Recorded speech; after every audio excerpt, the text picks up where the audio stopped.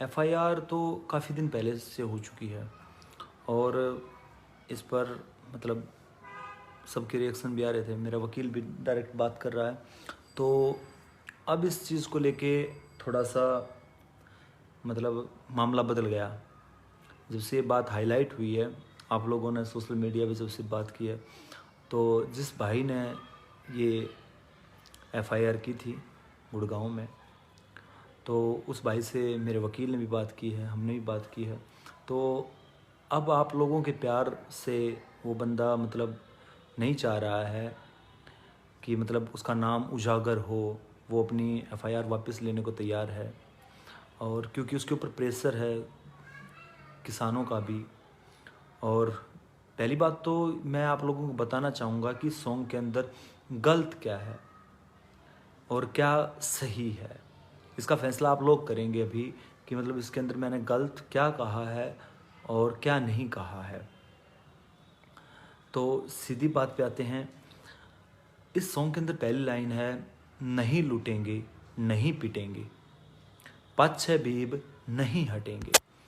तो दोस्तों, ना अब लूटेंगे हम, ना हम पिटेंगे, क्योंकि पिछली बार आपको पता है लाठीचार्ज होते रहे हैं। और लूटने का मतलब है कि सरकार मन मर्जी के रेट हमें देती है, तो लूटना ही एक किस्म से। एक बाज़ार में वही चीज़ दुगने या कई गुना ज़्यादा रेटों पे बिकती है, जब किसान बेचने जाता है तो वो बहुत कम। चाहे अगर हम चना बेचने जाते हैं, जब दाल बिकती है तो आप लोगों को पता है कितना मार्जिन उसमें हो जाता है, प्लस माइनस। तो मुद्दा यही है कि जो ये कह रहे हैं कि ये सॉन्ग गलत है, उनके लिए मैं छोटी सी बात बताने जा रहा हूँ कि ये सॉन्ग कहीं भी गलत नहीं है। मैंने उसमें लिखा है, नहीं लूटेंगे नहीं पीटेंगे, पाछे बीब नहीं हटेंगे। किसान भगत सिंह होया फिरे कमज़ोर थे लागे। किसानों को ये सरकार कमज़ोर लगाएगी थी कि मतलब ये तो भोले भाले हैं, खेतों में ही रहेंगे, अगर खेतों का काम छोड़ के यहाँ आ जाएंगे, धरना नहीं करेंगे तो खेतों में कौन काम करेगा, ये तो बिल्कुल गरीब तबका है, इसको दबा लिया जाएगा। हाँ, तो मैंने उसमें लिखने की कोशिश की है, किसान भगत सिंह होया फिरे कमज़ोर थे लागे। और हमारे माननीय प्रधानमंत्री मोदी जी को भी मैंने मतलब उसी तरह से मतलब बताया है, संबोधित किया है, मोदी जी थारी तोब कड़ है, हम दिल्ली आगे। तो सीधा सा कहने का मतलब यही है उस चीज़ का कि मोदी जी आपकी तोब कहाँ है, हम दिल्ली आ चुके हैं। तो वो अगर आप ये कह रहे हैं कि हम मारने आए हैं या हम हिंसा फैलाने आए हैं, तो मुझे नहीं लगता कि ऐसा कुछ इस सॉन्ग के अंदर है। और अगली लाइन में तो बिल्कुल क्लियर किया है मैंने कि फसल रेट ते मरे पड़े सा, मार दो गोली लाश खड़े सा। कि फसल रेट से तो वैसे ही मरे पड़े हैं हम, मार दो गोली हम लाश खड़े हैं, मतलब हमारा गोली मारो हम लाश खड़े हैं। अरे हमें तो मारने की जरूरत है ही नहीं, गोली से तो मारने की जरूरत है ही नहीं, आपने फसल रेट इतना कम करके वैसे ही हमें मार दिया है, ये बताने की कोशिश की है। और अगली लाइन है, संसद में तम बैठ किसान ने नोच खागे। कि संसद में आपने जो कानून किया है उसको नोच खा लिया है किसान को, मोदी जी थारी तोब कड़ा है, हम दिल्ली आ गए। तो मोदी जी को ये बताया कि मतलब आपकी तोब कहाँ है, हम दिल्ली आ चुके हैं। तो हम स्पष्ट मैं करना चाहूँगा कि इसमें स्पष्ट यही कहा गया है कि हम मारने तो या कुछ गलत करने तो आए ही नहीं है। आप मारिए, हम तो मरने के लिए तैयार आए, हम तो सिर्फ कफन बांध के भगत सिंह बन के आए हैं। हमने तो मारने की बात की ही नहीं, हमने तो मरने की बात की है।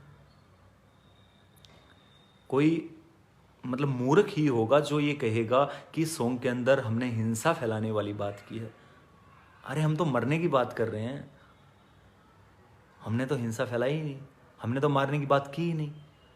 तो क्यों लग रही है आपको ये बात कि मतलब हम मारने की बात कर रहे हैं? हम तो डायरेक्टली बोल रहे हैं कि आपकी तो हम मरने के लिए आए हैं, मारने के लिए तो बात की ही नहीं हमने। इस सॉन्ग का सिर्फ और सिर्फ मकसद एक ही था, मैं बताऊं आप लोगों को, कि किसानों को एकत्रित करना। एक कलाकार सॉन्ग जो बनाता है तो उसका सिर्फ और सिर्फ एक ही कारण होता है कि जिस चीज़ के लिए वो सॉन्ग बना रहा है वो तबका एकत्रित हो, संगठित हो और समाज पे उसका बुरा असर ना पड़े। हमेशा एक अच्छे कलाकार की ये कोशिश रहती है कि समाज पर उसका बुरा असर ना पड़े। तो मुझे नहीं लगता कि मैंने इस सॉन्ग के अंदर कुछ भी ऐसा लिखा है कि मतलब जिससे समाज पे गलत असर पड़े। अगर आप लोगों को लगता है कि इसके अंदर कुछ ऐसा गलत है तो एक नहीं चाहे 1000 FIR हो जाए, कोई दिक्कत नहीं है। और उस शख्स का भी हम नाम जाहिर नहीं करेंगे क्योंकि उसने एक बड़ी छोटी सी बात कह दी जो यहाँ चुभ गई, क्योंकि वो भी किसी का बेटा है, किसी का बाप है। तो जब एक बंदा बोल देता है कि भाई किसान मुझे जीने नहीं देंगे, हैं पता नहीं क्या क्या गालियाँ बकेंगे लोग, पता नहीं क्या क्या करेंगे, प्लीज़ ऐसा ना हो, इससे अच्छा है मैं गोली खा लूँगा। तो भाई हम नहीं चाहते कि आप गोली खाएं, फांसी खाएं, बिल्कुल नहीं। और जो गलती करके गलती मान लेता है वो भी बहुत बड़ा होता है। तो कोई ऐसा नहीं है। आपने अपने विचार रखे, हमने अपने विचार दे दिए हैं, मेरे वकील ने बात कर ली है और हमने मतलब अपने विचार दे दिए हैं और अभी वो बिल्कुल समझ चुका है। और आगे भी मैं जो भी भाई हैं उनको यही बताना चाहता हूँ कि इस सॉन्ग के अंदर बिल्कुल कुछ भी गलत नहीं था। अगर फिर भी किसी को शंका है तो डायरेक्टली मुझसे बात कर सकता है। मेरे मैनेजर का जो नंबर है वो ऊपर है, आप बात कर सकते हैं। तो फिर भी अगर किसी को डाउट रहता है तो आप कमेंट्स कर दीजिए, मैं आप तैयार हूँ। यू आर वेटिंग चौधरी जी, नमस्कार। नरेंद्र दलाल, बहुत दुख हुआ की बात है भाई। ये अंधभक्त नहीं कहेंगे, ये देखिए बात अंधभक्त की बात ये नहीं आती। किसी को जब भी किसी फिल्म पे, सॉन्ग पे FIR या कुछ ऐसा होता है, उनकी भी मंशा ये होती है कि समाज में कुछ गलत ना हो।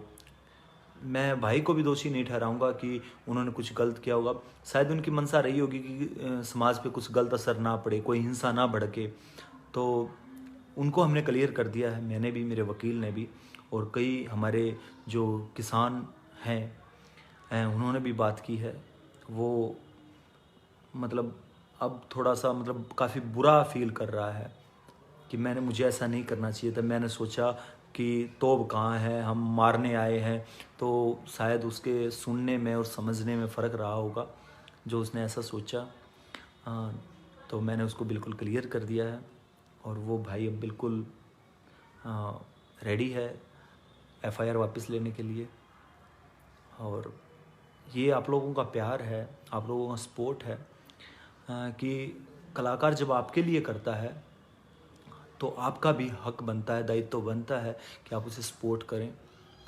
और चंद लोगों से फ़र्क नहीं पड़ता है। चंद यहाँ पे अगर 1000 लोग मुझे पसंद करते हैं तो अगर 10-5 लोग नहीं पसंद करते हैं तो फ़र्क नहीं पड़ता। जहाँ लाखों लोग, करोड़ों लोग आपको पसंद कर रहे होते हैं, वहाँ 100, 200, 400, 500 की गिनती मैं नहीं मानता कि मायने रखती है। तो आप लोगों ने सपोर्ट किया, प्यार दिया, बहुत बहुत धन्यवाद। दिल से थैंक यू है सब लोगों का।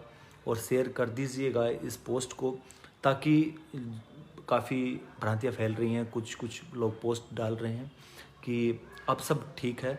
अगर ऐसा कभी भविष्य में होता है दोबारा या गवर्नमेंट करती है तो मुझे बिल्कुल आपके सहयोग की ज़रूरत पड़ेगी।